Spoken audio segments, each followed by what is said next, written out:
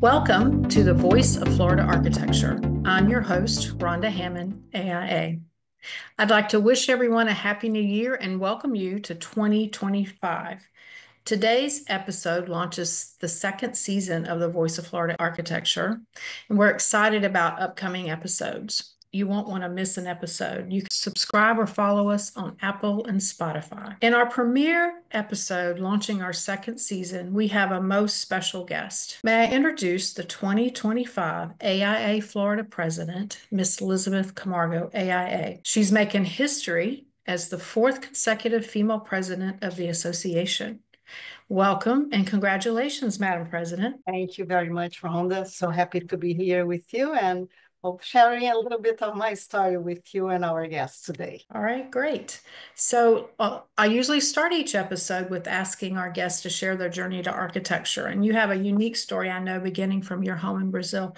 Can you share your story of becoming an architect with us? Yes. So let me go back to the first part of our conversation. When you mentioned that I am the fourth consecutive female president, but I also like to highlight that I am the ninth female president since the inception of the AIA Florida in 1912, which means that there is a ratio men and women presidents in our 112 years plus of existence of about 1 in 12, which is a pretty sad ratio, I would say. So I am very proud to see that the representation of women in our leadership is getting better. And I couldn't be happier to be the fourth and the ninth, as we just said. So going back to your question about a little bit about my story. So I was one of those children that when they're little, they already know what they want to do when they grow up. So I was about maybe 10 years old and I found a sketchbook that my father had done, I don't know when in his life. And it was not like an architectural renderings, but they were sketches of buildings or homes. And they were all look so pretty. And I asked my mom, well, what can I study so I can do the same thing? And she said, well, you can be an artist or you can be an architect. But if you're considering making a living, I would recommend you go to architecture school.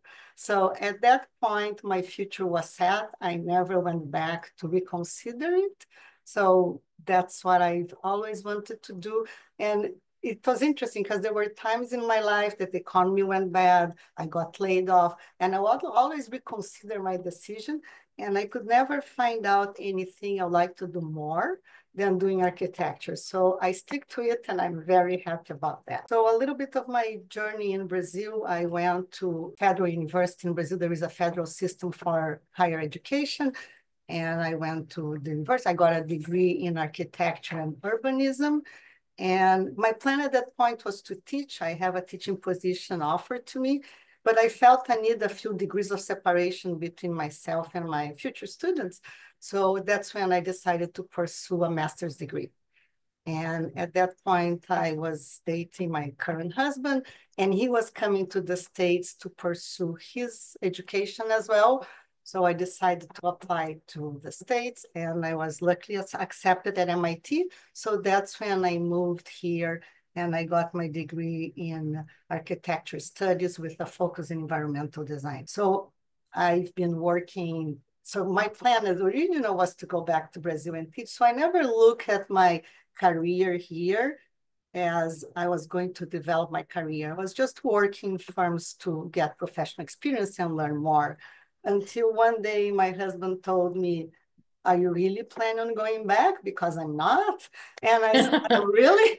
And I said, and life here was beautiful. I loved what I did. And so I didn't have an issue changing gears and refocusing my attention on then staying in the US and focusing on my career growth. So at that point, I started looking into getting my license and becoming a member of the AIA.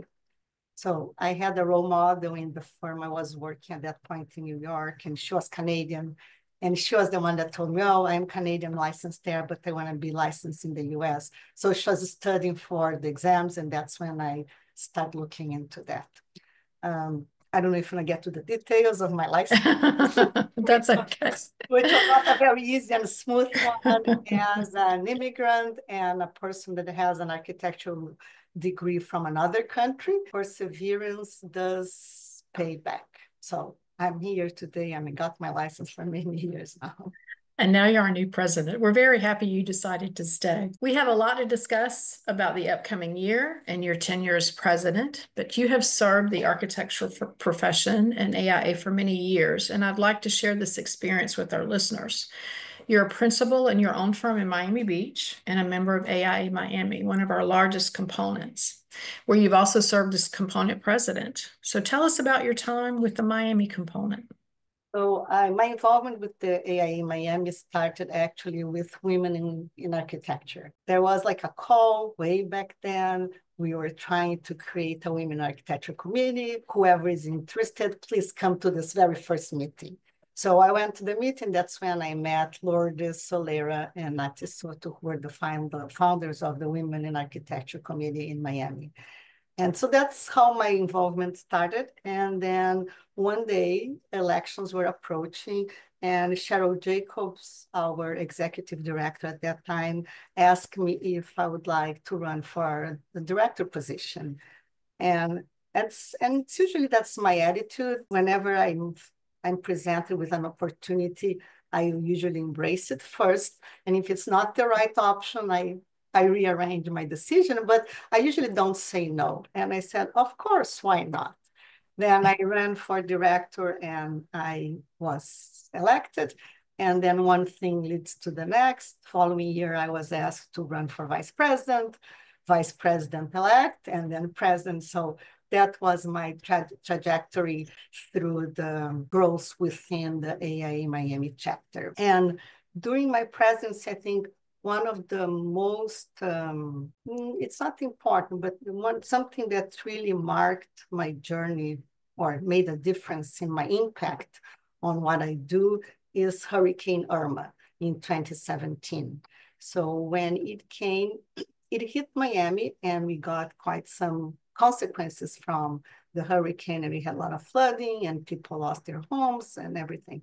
And as the president, I felt like, well, we as the architects here, we need to do something about it.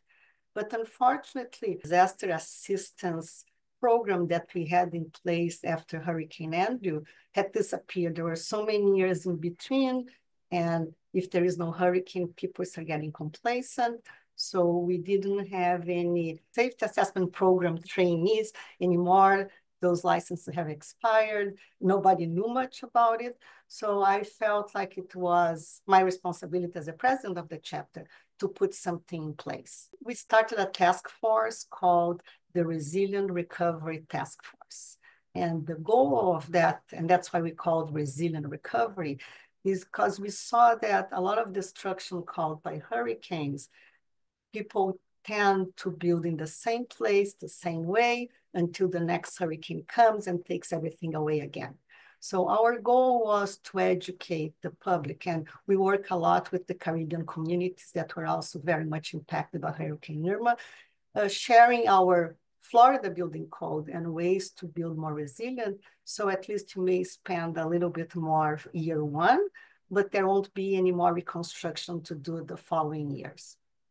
And the other track of that task force was to reestablish our resilience assistance program in the chapter. And we start offering SAP trainings annually.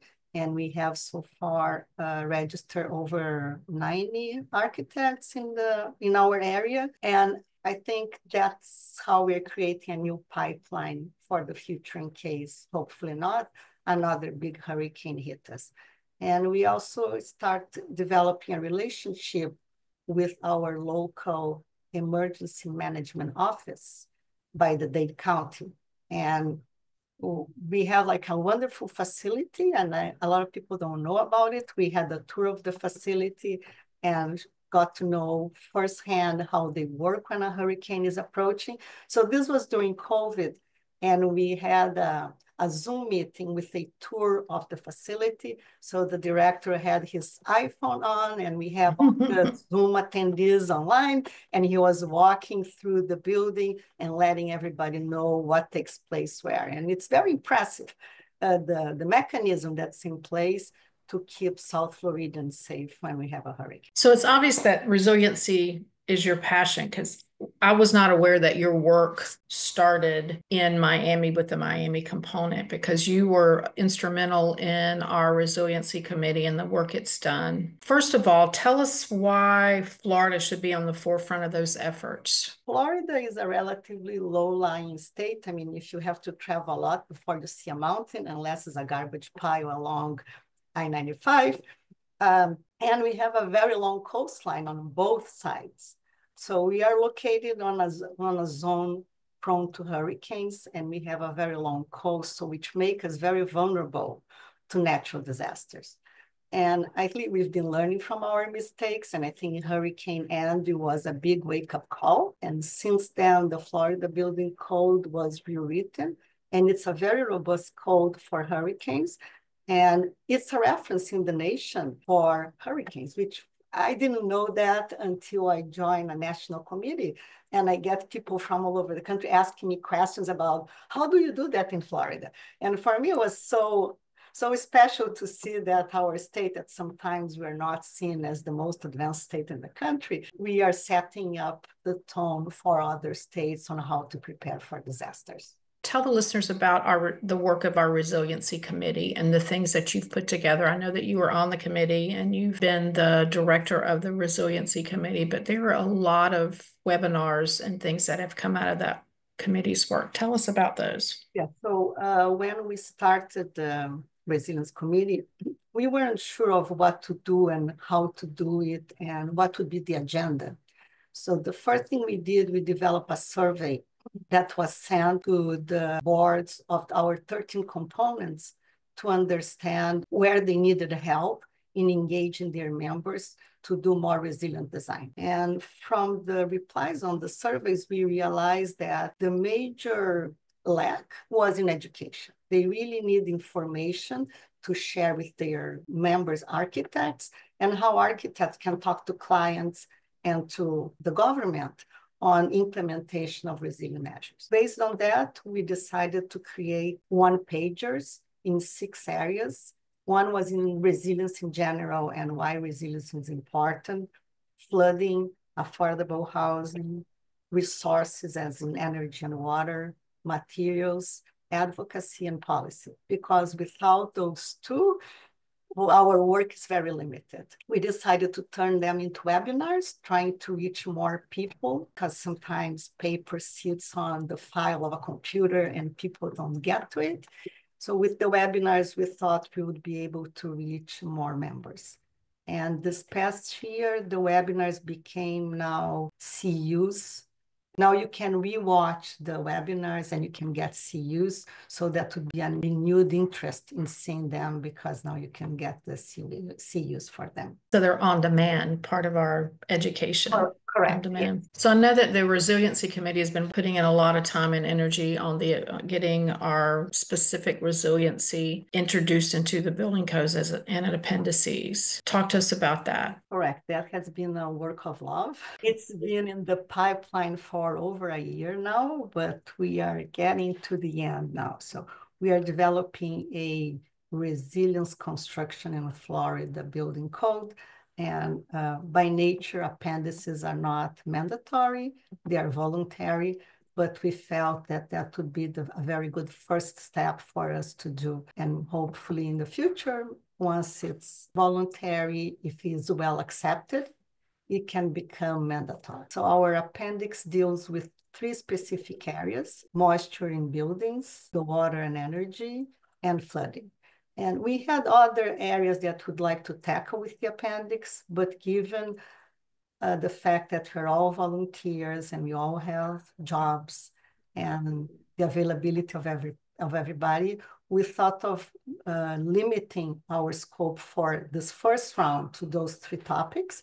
And then as we go along, we are planning on evolving and including the other areas that we feel are important to be part of the resilience conversation. So if you're successful, it will come out in the next update of the Florida Building Code. The 2026 Florida Building Code. Nice. So if any of our listeners or members would want to get involved with the resiliency efforts, what should they do?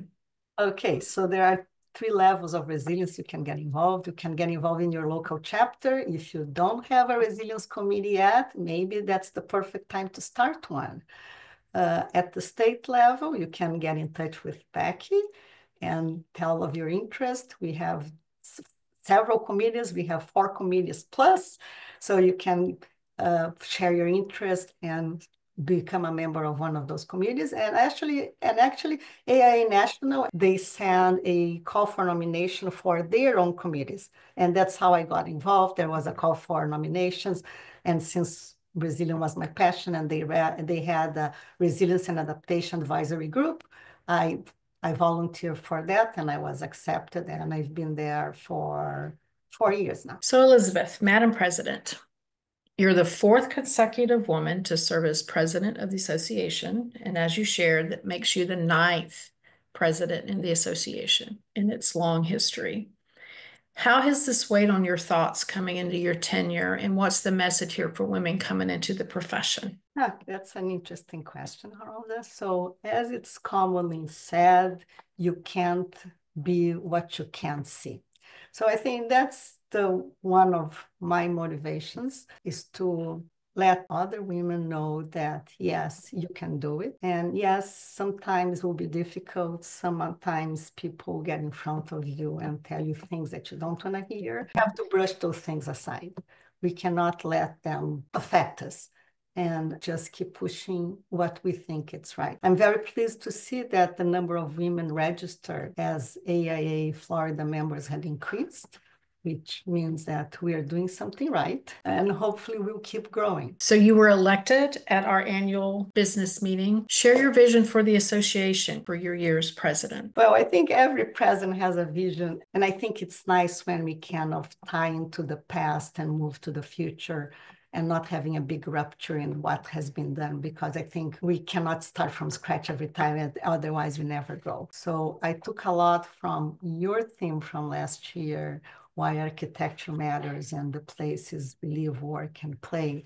And I thought maybe we can add something to it. And so I am adding the resilience sustainability aspect to it, and maybe a little bit more of technology to it, since we have artificial intelligence. That's the big elephant in the room that either you talk too much or don't want to talk about. So I think ignoring it won't make it go away. I think we need to embrace change and try to gain from it, because if you close our eyes, we are setting ourselves to lose the battle. So the theme of the convention for this year is shifting paradigms, community, technology, and climate. So under the community, I would like to discuss more on how architects can grow, how we can improve the diversity and the inclusion in our profession. There is sometimes a gap between the older generation of architects and the new generation of architects in terms of what they expect from the profession, from the job experience. So I think that conversation is very important to have. Technology, as I mentioned, it's the AI. I think it's the big item that we need to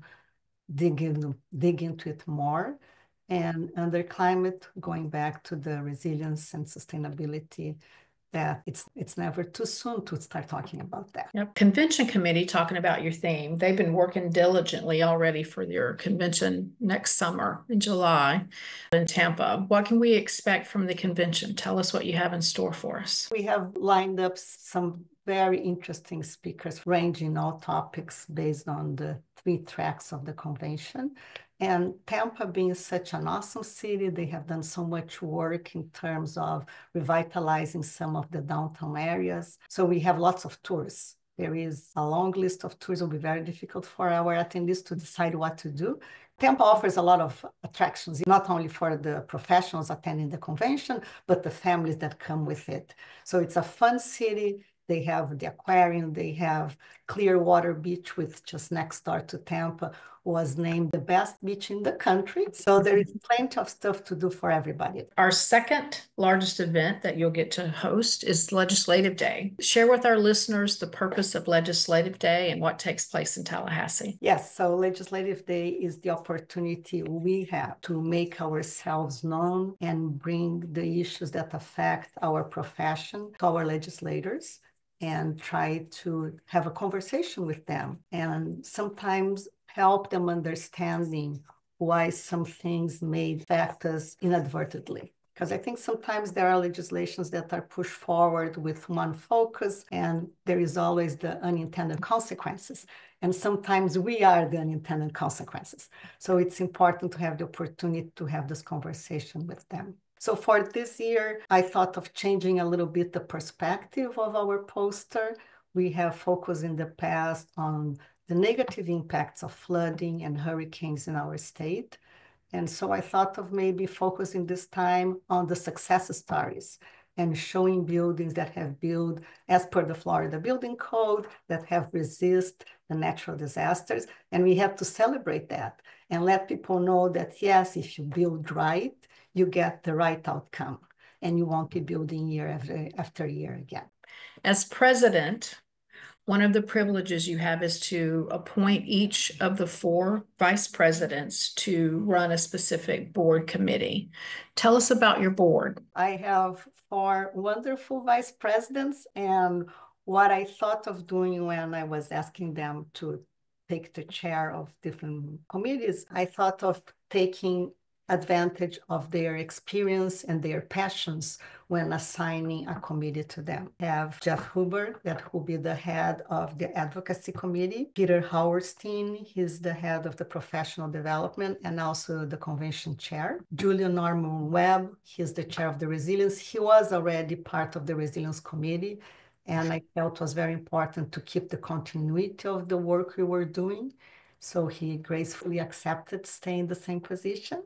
And we have Monty Stark in communications. And again, Monty was already in the communications, and thanks to him, we have those podcasts in place. It was like, and yours was both of yours work of love. And so I want him to see this to full fruition. So I asked him to stay, and he was super happy to do it. So we just came from our 3-year strategic planning session.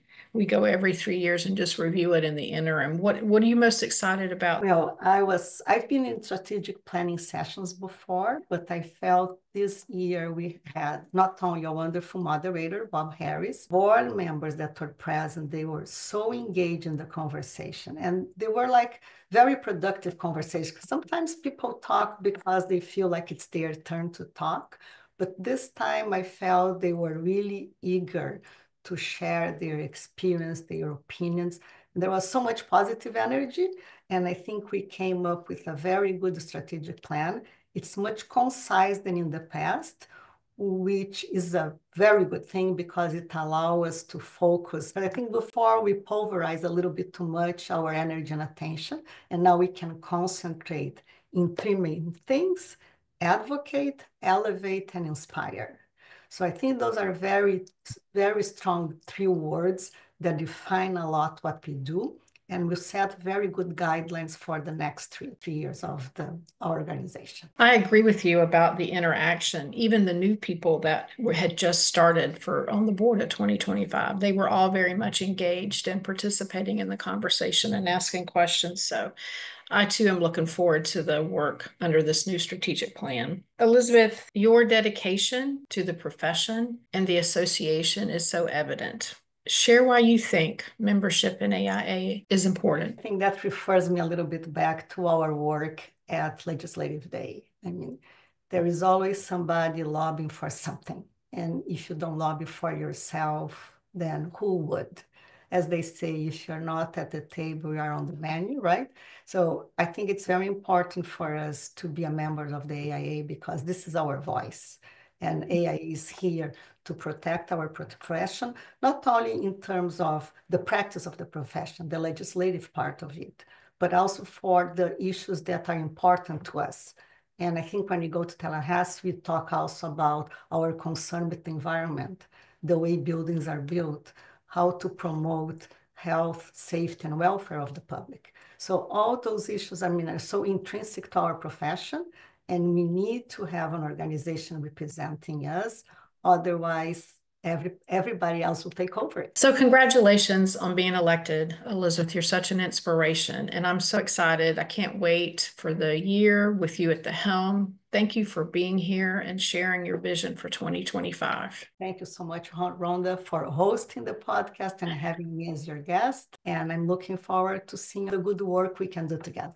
I hope our listeners have enjoyed being introduced to our new AIA Florida president. I hope you're excited about the new year. From Legislative Day to the convention in July, there is so much you won't want to miss in 2025. Better yet, you can step up and be a part, lend your voice. You can find out how to join, serve on a committee, register for Legislative Day or the convention on our website at aiafla.org, or the incredible staff at AIA Florida headquarters will welcome the opportunity to answer any of your questions.